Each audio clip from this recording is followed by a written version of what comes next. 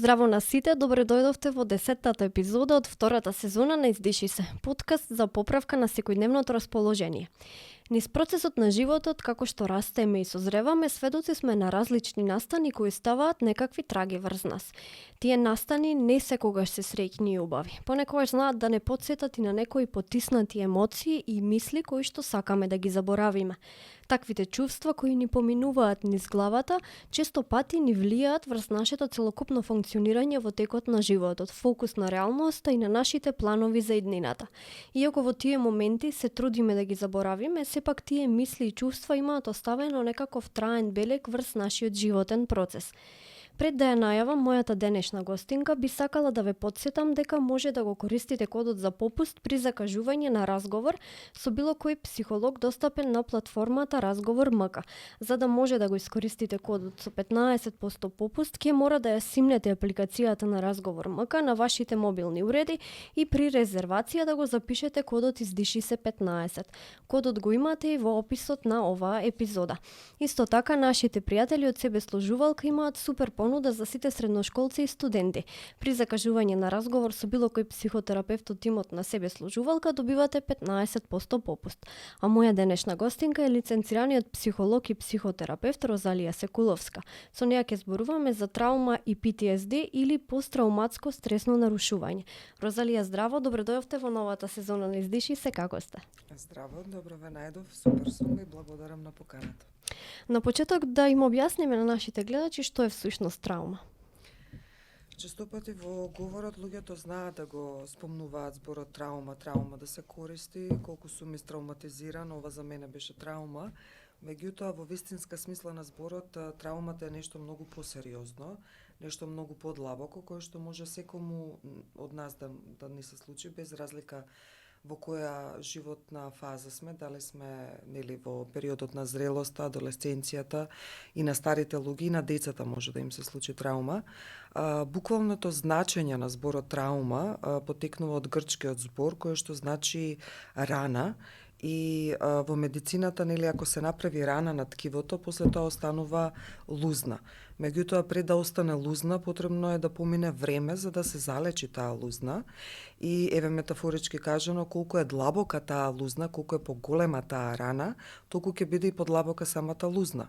Значи, колку е посериозно тоа од надвор, кое што се случува, толку ќе остави поголема травма врз нас самите и ќе ни треба повеќе време, повеќе личностни капацитети за да и знак прашање е дали ќе го надминеме тоа, дали ќе ја надминеме траумата. Така да, што би било травма? Травма е најчесто нешто кое што е непланирано, неочекувано случување, кое што се случува од надвор и кое што представува опасност за самиот организам, за самиот човек. И во таа ситуација човекот, како знае и уме, најчесто несвесно, ги мобилизира своите личностни капацитети за да може да преживее. И сето тоа што го прави човековиот организам после случената травма, всушност, колку и да е неадекватно, сепак е начин на преживување. Кои се најчестите причини за појава на травма? Постојат многу случувања кои што може да бидат травма, како травма број 1, нешто најсилно кое што може да биде трауматски доживеано, тоа е смрт. Смрт на близок, тоа се најчесто родителите, смрт на роднина, смрт на пријател или било која особа која што нам ни е лично блиска е травма. Значи, губење на блиска особа е травма, развод е некаде на второто, третото место како трауматски чин. Травма може да биде нешто убаво кое што се случува. Стапување во брак, раѓање на дете, понатаму оделување на детето, кога детето ќе порасне и ќе замине, и тоа може да се доживее како травма. Понатаму преселба од едно во друго место, унапредување на работното место, казнување, уназадување на работното место, исто така и вработување, може да се доживее како травма. Понатаму, например, некои надворешни случувања кои што ние немаме контрола врз нив, може да бидат травматски чин, како што се некои елементарни непогоди. земјотреси, поплави, еден период бевме и ние сведоци на поплави. Самите оние луѓе кои што директно беа вклучени во поплавите, без разлика дали беа жртви на поплавите или пак спасувачи понатаму, знаат колку понатаму тоа се рефлектирало врз нивниот секојдневен живот. Значи поплави, земјотреси, пожари, силување, грабеж, дали на улица, дали дома, живот во дисфункционално семејство во однос на малтретирање, без разлика дали е детето малтретирано или пак некој од сопружниците е малтретиран, континуирана деградација, она психолошко насилство кое што го кажуваме, сето тоа може да биде траума. Овие ги именував дека ова се трауми, особено првите неколку се трауми и другите се трауми, меѓутоа начинот на кој што човекот ќе изреагира на траумата всушност е интерпретацијата, преведувањето на траумата. Значи, за некого унапредувањето на работното место нема да биде толку трауматски чин, има поинаква интерпретација на тој чин, за разлика кај некоја друга личност која што поинаку ќе го интерпретира тој настан, може да го доживее многу потрауматски за разлика од некоја друга особа. А дали тоа може би има влијание па потоа врз поделбата на тоа какви видови на трауми постојат? Може да има, да, убаво прашање, може да има влијание врз поделбата, а исто така врз поделбата може да има влијание и, пак ги кажуваме, тие првите 5 години од животот, како сме негувани, како родителите се грижеле за нас, како сме растени, социализирани, воспитувани, кој е нашиот темперамент, а од друга страна и една многу убава карактеристика која што се нарекува резилиентност. Таа е отпорност, тоа е психолошка отпорност. Јас ја нарекувам како психолошки имунитет, меѓутоа ајде понатаму ќе зборуваме за тоа. Кои се емоционалните и физичките симптоми на траума? Честопати луѓето после траумата им се случува нешто и самите не знаат да опишат што се случува. Меѓутоа забележуваат дека еве да речеме после доживеан сообраќајна несреќа и таа може да биде траума, се случуваат неколку фази. Првата фаза, значи кога човек е во траумата, во случката, има шок. Шокот се случува, тоа е биолошка состојба, каде што доаѓа мобилизација на крвта и од екстремитетите, таа се собира и оди во витално важните органи, се разбира во срцето и во мозокот. И не случајно се случува прво шок, затоа што во таа опасна ситуација не му се овозможува на организмот да действува. Еве, например, и да има пожар. Некој во ситуација на пожар може да скокне преку прозор. Меѓутоа, шокот е тој кој што го стеснува и свеста, и вниманието, и телото, за да не действува. После шокот доаѓа до полека спласнува и се освестува човекот на некој начин што се случува или му е соопштена лоша вест. Меѓутоа, пак тука концентрацијата е многу стеснета и не може да впива се. Пак тоа е направено за да преживее организмот и понатаму или се вкочанува, не действува, например, еве, ако рековме сообраќајка, не действува, се вкочанува или бега од местото на случувањето или пак се бори. Значи имаме fight, fly or freeze, или пак се бори. Најчесто, нели, има кои структури на личности стапуваат во борба. Некои се предиспонирани да се замрзнат, некои се предиспонирани да избегаат, некои да се борат, меѓутоа сите овие биолошки случувања кои што ние така реагираме на траумата имаат функција да не заштитат.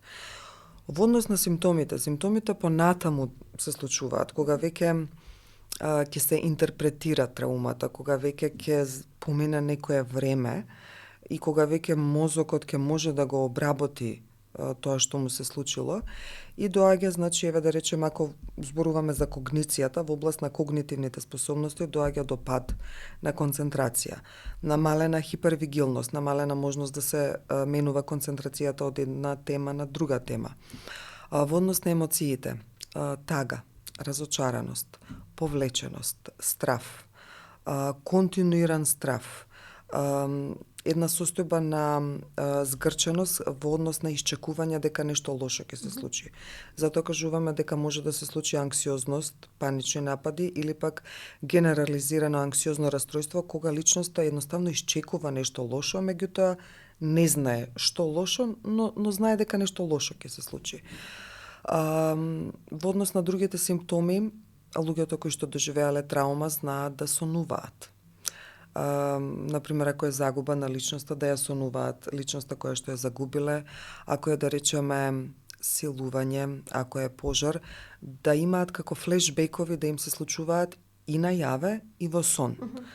И понатаму, тоа е за нас исто така добра информација како да се справуваме ние со тоа, како да го учиме клиентот, како психоедукација, како да се справува. Понатаму, намален праг на толеранција на фрустрација, промена во апетитот, може да биде зголемен апетитот, може да биде намален апетитот. Може да се бара утеха, олеснување во алкохол, во прекумерно пушење на цигари и така натаму, во некои зависности. Пак е тоа некое бегство од реалноста, пак се тоа некои копинг механизми, копинг вештини, меѓутоа не се адекватни, не се здрави вештини за справување и ред други симптоми, особено ако има некој тригер, некоја дразба која што ќе ги асоцира на траумата, дали некоја личност, дали глас, мирис, дали некоја слика, тогаш може да дојде она преплавување и на самиот контекст, кој што не е страшен контекст, личноста да изреагира возбудено, вознемирено и сплашено. Какво влијание има траумите врз менталното здравје? Дали може би се причина за понатамошни анксиозни состојби, депресивни состојби? Може и не мора. Тогаш е убаво да се направи една диференцијална диагноза, затоа што понекогаш анксиозноста се заслучува сама од себе, не поврзана со траумата. Депресијата се случува, значи е примарна, не е поврзана со траумата. Понекогаш анксиозноста е примарна, депресијата е секундарна. Меѓутоа, еве да се навратиме за траумите. Честопати знае после траума, ако не се третира траумата, на самата траума како примарна да се накалеми нешто секундарно, а тоа е анксиозност и депресија. И тоа е сосема, пак ја речам, очекувано, затоа што тоа е една експлозија, тоа е еден земјотрес за самиот организам. Сите капацитети човекови се раздишани. Доживеана е ситуација во која што е загрозена безбедноста на човекот, на детето, на адолесцентот. И нормално дека после тоа се што ќе се случува е очекувано. Анксиозноста е сосема очекувана и пак има зошто се случува анксиозноста, затоа што стравта е секундарна добивка на самиот клиент, на самиот човек да не се внесува во некои опасни ситуации за него, затоа што се уште не е подготвен. Депресијата како секундарна последица на траумата исто така сосема оправдано е да се случи, затоа што го штити пак на некој начин организмот да се изложува, што не е добро, меѓутоа во тој период е добро за да го заштити, затоа што нема капацитет. Луѓето кои што доживеале депресија, луѓето кои што доживеале траума, после некое време не само што мислат и чувствуваат дека мене никој не ме разбира, мене никој не може да ми помогне, а тоа е погрешно разбирање, погрешно толкување на нештата, се повлекуваат и се изолираат. Се обидуваат сами да го решат овој проблем. Некои велат успеав да го решам, меѓутоа ја пак би рекла знак прашање колку успеваат да го решаваат или пак некако го исцрпуваат самиот организам за да понатаму живеат со таа траума и да се борат. И сега еве да се запрашаме колку само енергија трошат да се справат со траумата, да се справат со анксиозноста која што ги следи, да се справат со тагата и со депресијата, а во реалноста да се трудат да остават впечаток дека мене ми е добро, иако го проживеав тоа, во реде, јас можам. Например, особено жртвите на сексуално насилство. Сексуалното насилство, правени се истражувања, во процент најмногу им се случуваат на жени и на деца. За жал, во некои од општествата постои нели етикета молчи, не кажувај, ќе бидеш етикетиран, Никој не осуден, предмет на исмејување и така натаму. И сега имаме дупла виктимизација, дупла траума, молчи, не го кажува тоа затоа што тоа не е во ред. Затоа и многу ретко од нив прозборуваат и многу ретко наидуваат на луѓе кои што вистински ќе им помогнат. Затоа сакам да кажам дека веројатноста да сами себе си некако си помогнеме во вистинска смисла на зборот е многу мала. Затоа тука сме ние, нашите професии, кои што знаеме како и умееме, па дури и да ги посоветуваме оние кои што се околу нив, социјалното окружување, како да реагира, како да препознава и како да се справува и да му биде поддршка на човекот кој што доживеал без разлика каков вид на траума. Дали во тие моменти на повлекување на една личност која што доживеала траума од околината и решавање на проблемот сама со себе, како што кажавме дека онаа личност која што вика дека може сама да си го реши проблемот со траумата, може да дојде до момент на мисли на самоубиство или да го изврши самоубиството? Може. Не само анксиозност и депресија, туку многумина, бидејќи не може да си помогнат, бидејќи таа внатрешна болка од траумата, тој јад, анксиозност, тага, очај, безнадежност и сите тие негативни емоции се толку многу силни и се онака imploding, значи ја преплавуваат личноста, во еден момент може да се случи да личноста не може веќе да се носи со таа болка и некои од нив решаваат во најблага форма, би рекла, нели ако самоубиството го ставиме како крајна дестинација, во најблага форма решаваат да си нанесат физички повреди, односно да се казнат себе си, тоа најчесто го прават со режење по телото, со остри предмети, гасење цигари, пиење на апчиња премногу за да се, да се отрујат, мешање на апчиња со алкохол, а понатаму и почнуваат да размислуваат за најценното сценарио, а тоа е да си го одземам животот. Честопати има правени се статистики дека луѓето кои што доживеале траума, бидејќи не може да се носат со болката, ќе посегнат по својот живот. Имаат суицидални мисли, па дури и го прават самоубиство. Затоа и ние, од другата страна, психотерапевтите, кога имаме ваков случај, кога работиме, го испитуваме теренот дали личноста имала суицидални мисли и дали некогаш било кога во текот на животот се обидела да си наштети по живот. Без разлика дали е траума или пак порано, да речеме, при некои тешки околности за неа, посегнувала, помислувала. Тогаш, например, јас како работам, склучуваме антисуицидален уговор, тоа значи дека до нашата следна средба клиентот нема да посегне по својот живот. И доколку помисли на такво нешто, мора да исконтактира некого. Дали тоа сум јас, дали е тоа некоја друга блиска особа, значи мора прво да каже, а не да се обиде веднаш. И со следната сеанса, со следната сесија, понатаму повторно го апдейтираме тој уговор. Затоа што многумина кои што доживеале, пак ќе речам траума, не може да ја носат болката. Како ја решаваат болката? Мисла дека не може никој да им ја реши болката, нанесуваат физичка болка, за да на момент таа физичка болка им создаде олеснување и создава олеснување со режење по телото, со повредување, самоповредување, меѓутоа после тоа следува грижа на совест, чувство на вина, уште поголема психолошка болка, не само физичка болка, таа рана, таа траума, што ја рековме во вистинска смисла на зборот.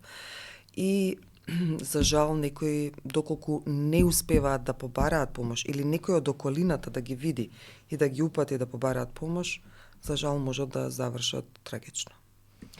Како да препознаеме дека некоја личност од нашата околина се соочува со траума? Ја би им посоветувала на најблиските, оние родителите, возрастните, наставниците, професорите, ако станува збор за возрастен човек, пријателите, роднините, оние кои што имаат почесто контакт со личноста, тие би можеле многу полесно да препознаат дека нешто чудно се случува со таа личност. Дека ако била разговетна, ако била весела, некако е нешто повлечена, избегнува контакт, не сака да зборува, раздразлива е, како нешто да крие, а всушност крие тајна, ја крие траумата која што се случила. Меѓутоа, не мора да е блиска личност, еве пак ќе речам, оние кои што се од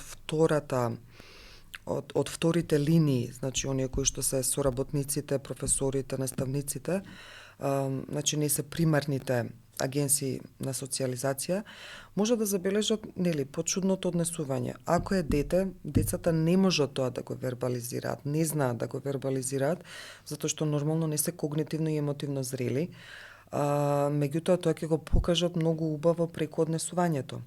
Раздразливост, плач, ноќен терор, регресија во однос на навиките кои што се научени. Ако научиле сами да јадат, сами да мократ, тогаш се враќаат наназад. Бараат некој да ги нахрани, бараат мократ во облека, а тоа е пак крик за внимание, помогни ми. Во однос нели на повозрастните, еве адолесцентите, еве возрастните личности, пак ќе речам, тие се раздразливи, исплашени, згрчени, одбегнуваат да зборуваат, а и кога се приморани да зборуваат, може да се забележи една анксиозност или пак депресивност, па дури имаат во некои случаи може да им се случи дереализација и деперсонализација, како да се почувствуваат како да не сум јас, тоа е дереализација, како да не сум јас таа личност, и деперсонализација како да излегува, значи, оваа личност од овој контекст и како контекстот да е сменет. Од друга страна, дереализацијата, деперсонализацијата се карактеристични за психозите, меѓутоа ние и некои личности може да детектира дека всушност ова не е психоза. Ова е одбранбен механизам, симптом, последица на траумата. Јас би рекла, не само ако е во прашање травма, туку и да е нешто друго во прашање во однос на менталното здравје. Сите оние кои што се околу нас, убаво би било да го прашаат оној кој што е наспроти нив, како си? Како се чувствуваш? Дали сакаш да позборуваме? Дали имаш потреба нешто да споделиш со мене? Меѓутоа, за да другата особа сподели, потребна ни е близина. Сега тоа отвара една друга тема, колку веќе ја имаме близината и колку сме веќе одделени едни од други. Ги споменавме и децата. Какви трауми може да се појават кај деца? Што може да поттикне траума кај дете? Јас тука би кажала дека во однос еве на поделбата на траумите постојат два вида на трауми. Тоа се развојни трауми или кризи и оние до сега кои што ги зборувавме, тоа се оние надворешни кои што се силни, не се развојни и се акцидентални, се случајни. А развојните трауми се сосема здрави трауми и ние кризи и ние поминуваме низ нив за да отидеме во следната зона на редниот развој. И тоа се случува и кај децата, тоа се случува и кај адолесцентите, тоа се случува и во нашето зрело доба, за да ние понатаму отидеме во периодот на старост и старење. И тука со развојните кризи, ако некоја лично се заглави во некоја од развојните кризи, развојните трауми, тогаш е веќе проблематично и тука би требало да се поработи. Што за децата би можело да биде траума? Се може да биде траума, но од друга страна да не одиме во екстремност, како што постојат возрастни, кои што децата ги ставаат во стаклено звоно, во една стерилна средина, па дури сакаат да го сменат и системот, и наставникот, и училиштето, и другарчето наспроти него, за да детето биде заштитено. На тој начин пак му права траума на детето, затоа што детето убаво би било да учи како да се носи со животот, да развива тие вештини, копинг вештини. Траума може да биде првата траума која што се случува е раѓањето. Колку и да звучи нели интересно или нели чудно, првата траума сите сме ја доживувале, тоа е излегувањето од стомакот на мајката и доаѓање на овој свет. Тоа е првата праисконска траума кога ние, како бебе, вдишуваме воздух и тоа го правиме со нашите бели дробови, а првите 9 месеци сме дишале, све сме правеле во утробата на нашата мајка. Втората траума е сечењето на папочната врвца, Па некои истражувања парапсихолошки укажуваат дека ако нагло исечена папочната врвца, ако не се остави новороденчето да дојде до дојката на мајката, понатаму може да се јават некои зависности во однос на исхраната. Тоа не е статистички докажано, меѓутоа може да има некој индикатор понатаму.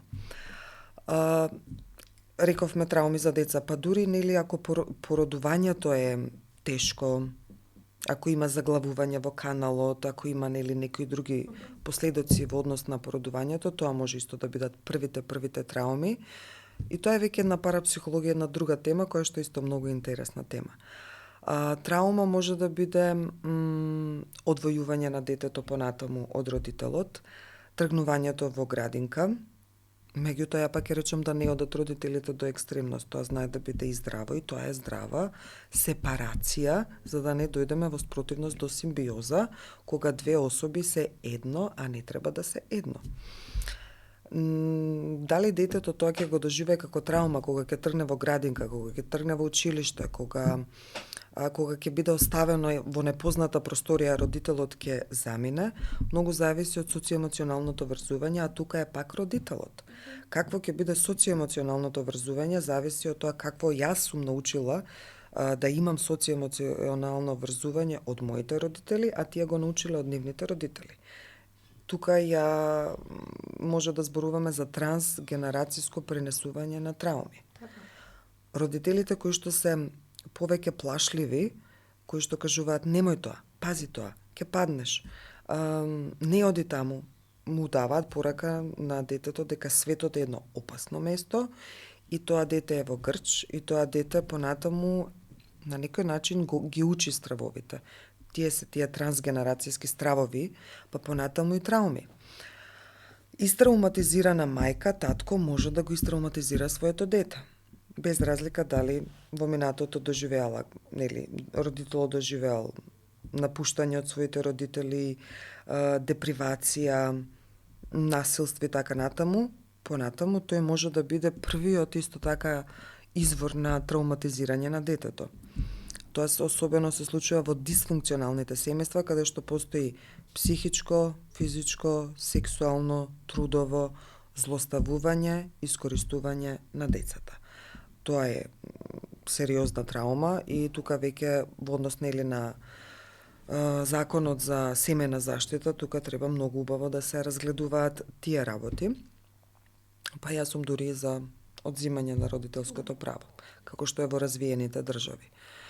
Траума може да биде сепарација, траума може да биде на детето, може да му биде смрт на родител, болест на родител, болест и смрт на некоја блиска особа, како што се бабите и дедовците, преселба во друго место, промена на училиштето, промена на групата на врсници, на другарчиња.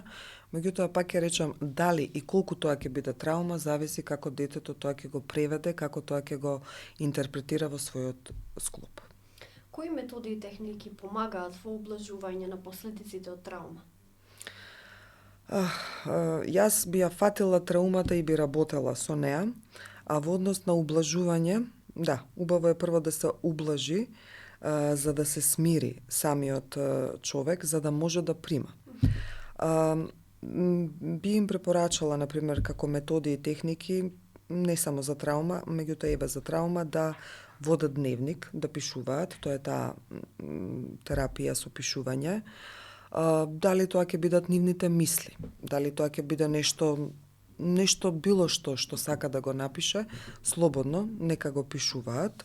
Цртање. Цртањето исто така прекрасна техника, дури и терапија, каде што се остава слобода, може и да се зададе тематски цртеж, значи да цртаат со која техника сакаат, да ги користат рацете, дали тоа ќе биде плетење, дали тоа ќе биде работа со глина, дали тоа ќе биде везење и така натаму, затоа што рацете се всушност продолжетоци на мозокот и кога ние работиме со рацете, всушност ги активираме мозочните хемисфери.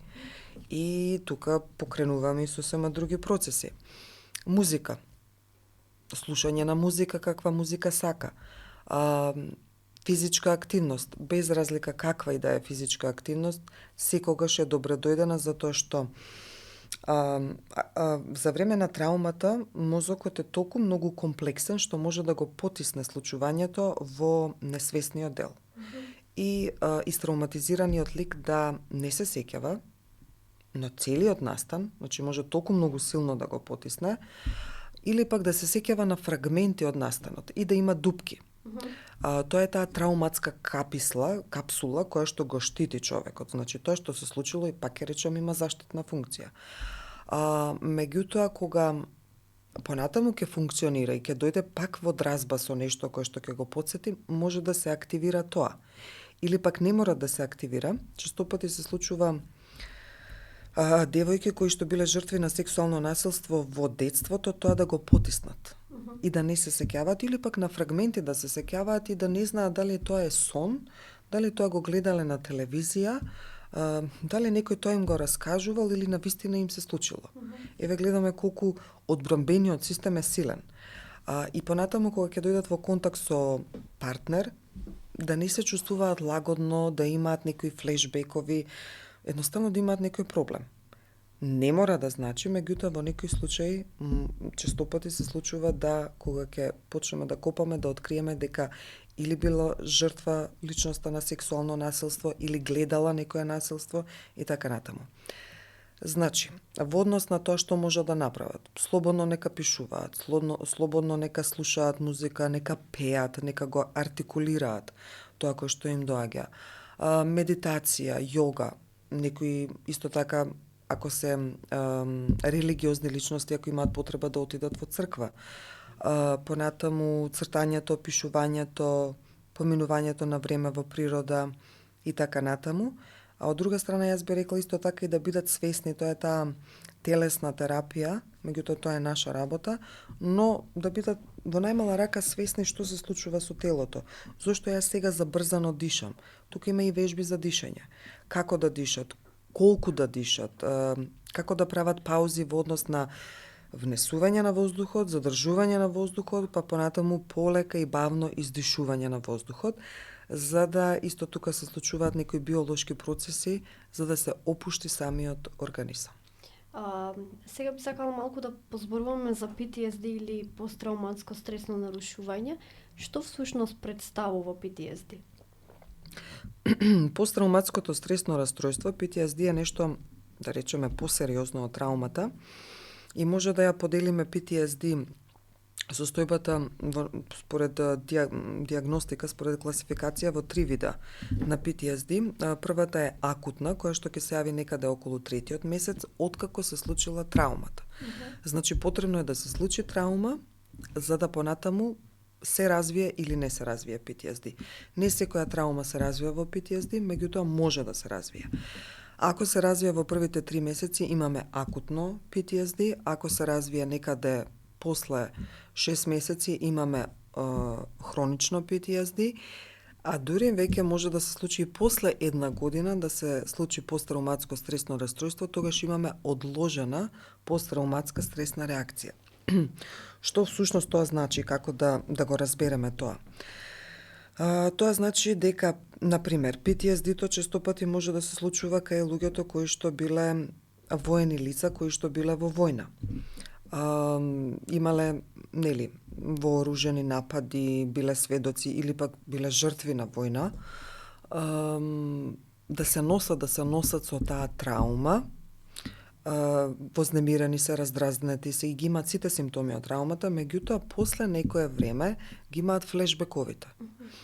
И имаат чувство дека како сега да го доживува тоа, како да има земјотрес, нели, пак ќе речем кога имаше периоди на земјотреси, еве сега да има и најмало некое мрдање на масата, особата ќе изреагира со вкочанетост, со ококорени зеници, со страв, дека леле ова е опасна ситуација. Меѓутоа контекстот е сменет, не е опасна ситуација, тоа е едноставно обично мрдање на столицата, меѓутоа особата го вади од определен дел од мозокот она што му се случило кога бил земјотресот, кога била војната и така натаму. Значи, доколку не се третира траумата, понатаму се случува посттрауматско стресно растројство, кое што на личноста и оневозможува да функционира во секојдневниот живот.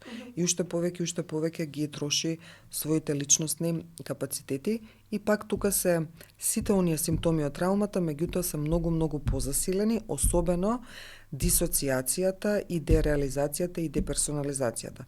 Сменето е ова, јас не сум таа личност, како да сум излегла од своето тело и како нешто да се случило, нели, се случил земјотрес, се случил, не знам, поплава, се случило како да сум излегла од своето тело и дека нема осет за време. Значи, не знае во кој контекст се случило, колку траело тоа, дали траело 5 секунди или 1 час, значи има како едно поматување на свеста.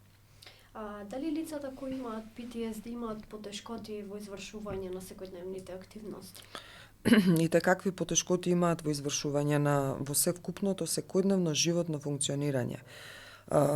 Пак ја речам, тие кои што го имаат тоа знаат колку само се борат. Меѓутоа ја би се прашала зошто всушност се борат со нешто кое што може да го решат. Дали не веруваат дека може да го решат, дали се плашат. Многу од клиентите па и не сакаат да се копа натаму, затоа што мислат дека јас не сакам да го оживеам тој настан, не сакам да го вратам во меморијата, не сакам сега да зборувам, затоа што кој знае што може да ми се случи.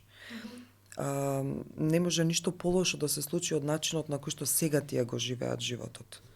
Сите трауми, сите тие лузни, затоа што тој е тој кумулацијски ефект на собирање и понатаму толеранцијата, фрустрацијата, способноста се сведени на минимум.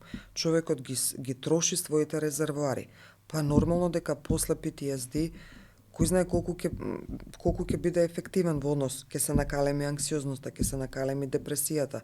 Доколку има предиспозиции, може да се случат и психози, психотични растројства. Значи, нема потреба од борба сам со себе, од борба со траумата, подобро е со изложување на траумата и разрешувањето на траумата и на PTSD-то. Едно истражување направено во 2019 година покажало дека кај жените PTSD се појавува од 10 до 12% после траума, а кај мажите од 6 до 8%. Дали може да се направи некаква таква поделба, кај кого повеќе би било, може би развиено? Тоа е многу интересно. Правени се такви, нели, доста истражувања во однос на полови разлики. Сега уште еднаш се подкрепува индиректно мислата дека мажот е посилниот пол. Меѓутоа, јас тоа малце по-пластично би го објаснила. Не дека мажот е посилен пол, мажот е физички посилен пол, постојат разлики, не можеме да генерализираме, меѓутоа кај жената во однос на темпераментот се негува онаа нишка на биди емпатична, биди чувствителна, биди ранлива и колку навистина жената има само трауми во текот на животот, и мажот има трауми, меѓутоа тргнувајќи од моментот дека жената е таа која што раѓа, жената е таа на која што е даден поголемиот акцент во однос на воспитувањето, грижата на семејството. Жената е таа која што денеска навлезе во сите сфери, па е и мајка, и работник, и мора некако, не мора, меѓутоа одлучува да хендла повеќе активности, повеќе области од животот, а сепак тоа се зима свој данок. Од друга страна, жените се почувствителни, поемпатични и од оваа страна дека ни се наметнати доста активности, веројатноста и плюс, како што реков на почетокот, да биде жртва на некаков се вид на насилство, како понежен, физички понежен пол кој што не може да прати, е многу поголема. Па може би тие истражувања одат во контекст на тоа дека жената почесто има трауми за разлика од мажот. Како да се спречи моментот траумата да премине во PTSD? Тој период што го споменавте од околу 3 месеци. Дали тука може би да се направи некој разговор, некој момент за да дојде до пресврт, па да не се случи да има потоа личноста PTSD? Има една многу убава техника, меѓутоа многу луѓе мислат дека нели ќе отворам на YouTube и ќе го направам тоа и готово го решив. Има една убава техника која што ние ја спроведуваме, меѓутоа тоа се вика прва психолошка помош.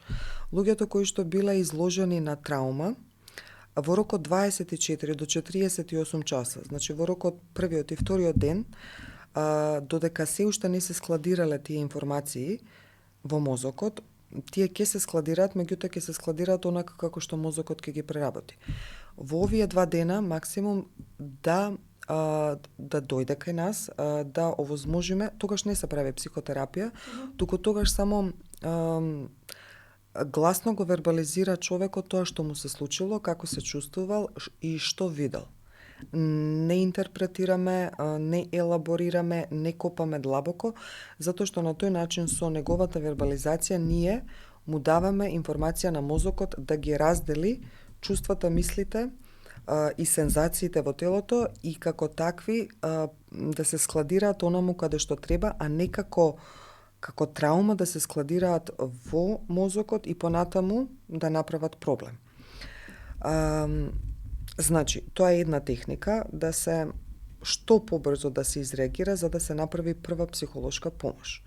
Друга техника, значи, еве доколку не може, се случува да не може да се изреагира толку многу брзо, меѓутоа да се зборува за траумата, да се побара психотерапевска помош, да се побара помош исто така и од психијатар, доколку е потребно, да не се чека, многу луѓе мислат ке помине. Сега ми е тешко, после некое време ќе помине. На тој начин ги трошат своите капацитети на личноста и траумите не поминуваат туку така, траумите бараат да се разрешат, едноставно бараат тој емотивен набој, тој страв, тоа е самата поента, тој интензивен страв, таа интензивна тага, еве например починал родител. Таа интензивна тага која што би требала да се намали после првата, втората година од губитокот, не е намалена, човекот е заглавен во некоја од фазите на тагување, дали е се уште се пазари со животот, дали е тага, депресија и после 3-4 години не може, не сака, тешко му е да продолжи со животот, ги собира с последните снаги за да оди на работа, животот мисли дека не е вреден за живот, дека нема поента да се живее, тогаш велиме дека е заглавен во некој од фазите и велиме дека потребно е да се побара што порано стручна помош. А самата поента на стручната помош, наедноставно кажано, е да се намали интензитетот, емотивниот набој. Значи, ако чувството на страв било 7 или 10, да го сведеме на 2 или 3. Често пати сведоци сме на разноразни содржини на социјалните мрежи реално во денешно време, достапни ни се видеа од секаде, од војна, од земјотрес и можеме се да видиме. Дали тоа може да предизвика некаква травма или PTSD кај нас? Иако не сме го доживеале, нели, во живот, туку само сме го виделе. Ја пак ја речам, сепак ние имаме некои капацитети. Не значи тоа туку така дека, нели, секоја негативна содржина може до тој степен да не тригира да доживееме PTSD. Меѓутоа, постојат особи од друга страна кои што се премногу чувствителни. Тоа се хиперсензитивни особи. Постојат емпатични особи кои што сочувствуваат во вистинска смисла, сочувствуваат и го чувствуваат другиот.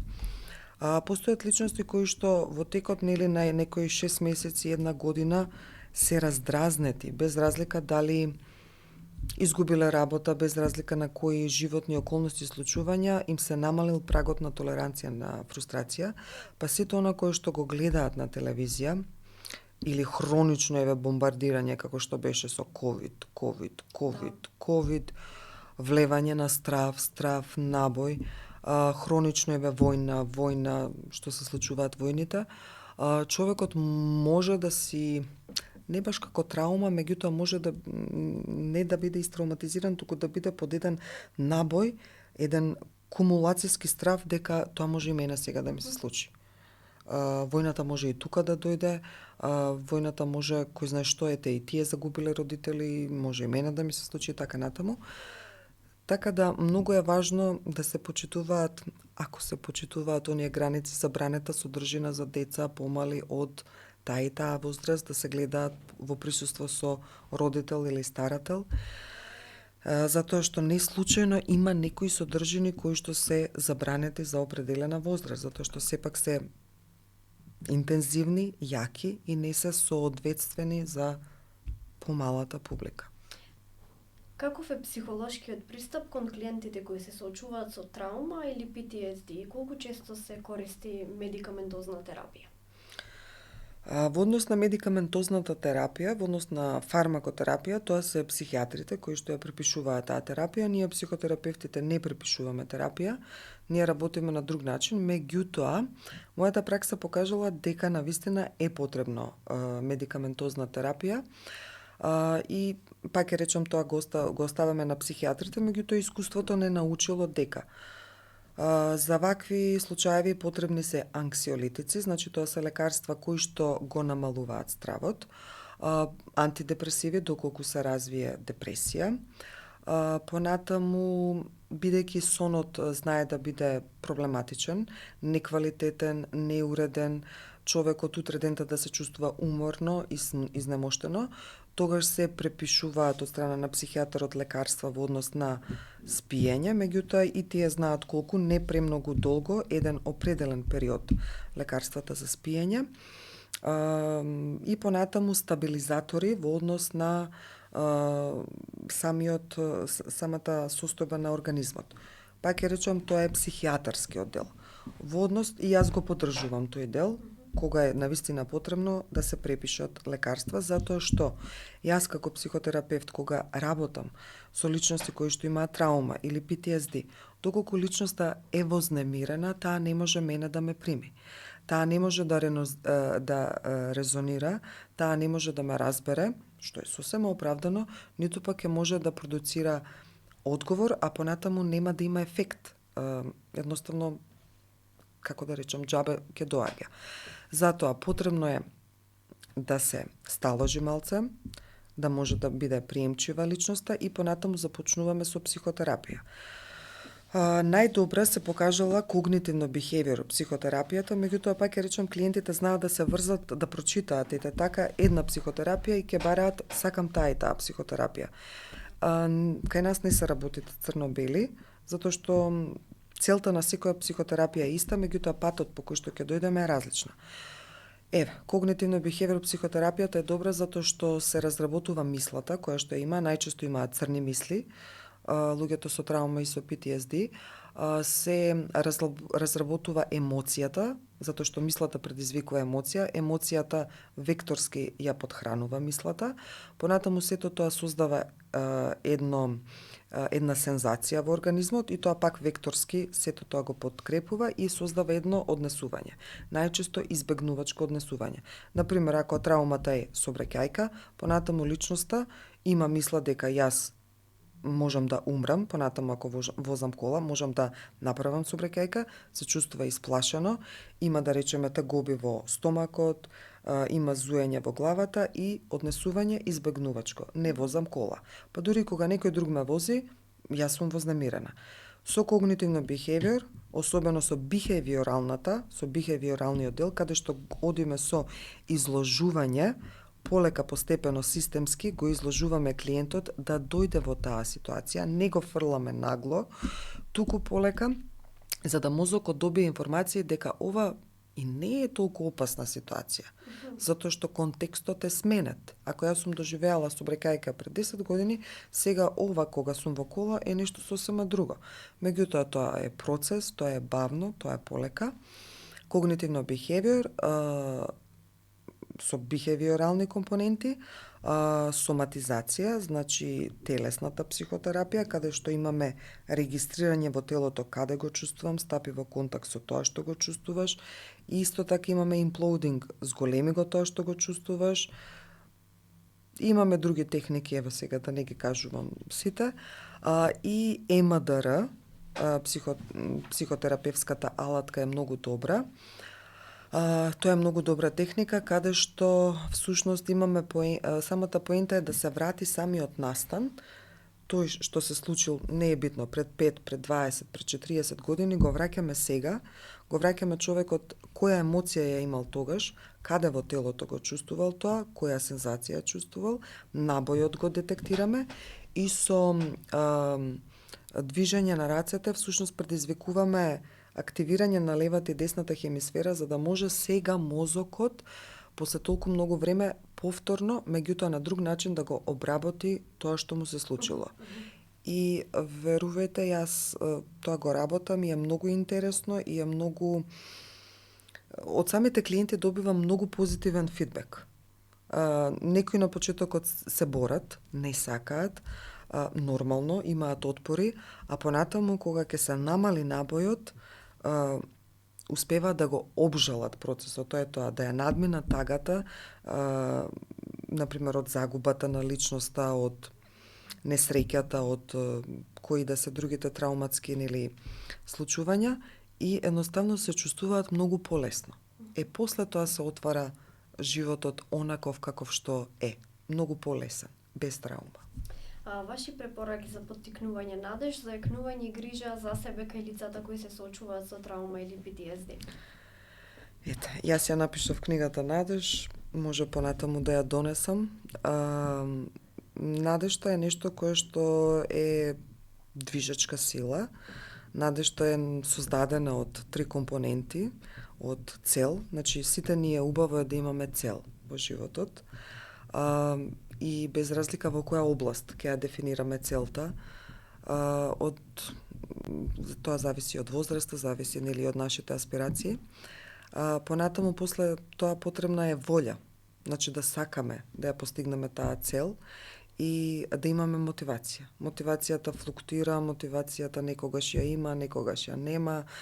Меѓутоа, пак таа има тенденција да си се врати во онаа стабилност доколку сакаме тоа да го постигнеме.